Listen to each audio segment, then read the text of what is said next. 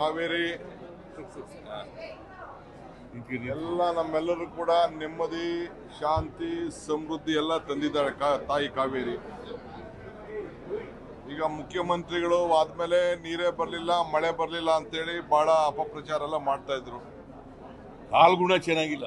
ಮೋಡ ಮೋಡ ಮೋಡ ಮೋಡಕ್ಕೆ ಯಾರು ರಾಜಕೀಯದಲ್ಲಿದ್ದಾರೆ, ಯಾರು ಅಧಿಕಾರದಲ್ಲಿದೆ ಅಂತ ಹೇಳಿ ಅದೆಲ್ಲ ಲೆಕ್ಕಕ್ಕಿಲ್ಲ. ಇವತ್ತು 1 TMC 1 ದಿನಕ್ಕೆ ಅಂತ ಹೇಳಿದ್ರು.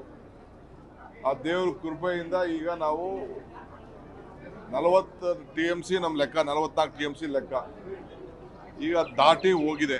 ನಿನ್ನೆ ಸ್ವಲ್ಪ ಮಳೆ ಕಡಿಮೆ ಆಗಿದೆ.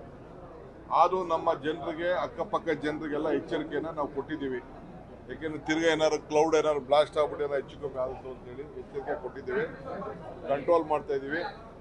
ಈಗ ತಮಿಳುನಾಡವರು ಕೂಡ ಅವ್ರ ಕೆರೆಗಳನ್ನ ತುಂಬಿಸ್ಕೊಳ್ಳೋಕ್ಕೆ ಯಾರೇ ಚಾನಲ್ ಎಲ್ಲ ತೆಗಿಯೋಕ್ಕೆ ಮುಖ್ಯಮಂತ್ರಿಗಳು ಆದೇಶ ಕೊಟ್ಟಿದ್ದಾರೆ. ನಾವೆಲ್ಲ ಈ ಒಂದು ಏನು ನಮ್ಮ ರೈತರಿಗೆ ಸರಿಯಾದ ಮಾರ್ಗದರ್ಶನ ಕೊಟ್ಟು ನಾವು ನಮ್ಮ ಕೆರೆಗಳನ್ನೆಲ್ಲ ತುಂಬಿಸ್ತಾ ಇದ್ದೀವಿ. ತಮಿಳುನಾಡವ್ರಿಗೂ ಒಳ್ಳೇದಾಗಲಿ, ನಮಗೂ ಒಳ್ಳೇದಾಗಲಿ.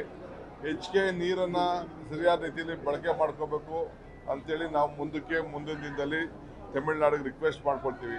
ಅವ್ರಿಗೆ ಅನುಕೂಲ ಆಗುವಂಥ ಒಂದು ಯೋಜನೆ ಅವಕಾಶ ಮಾಡಿಕೊಡಿ ಅಂತೇಳಿ ನಾವು ರಿಕ್ವೆಸ್ಟ್ ಮಾಡ್ತೀವಿ. ಸೊ ಎಲ್ಲ ನಮ್ಮ ರೈತರನ್ನು ನಾವು ಕಾಪಾಡ್ತೀವಿ.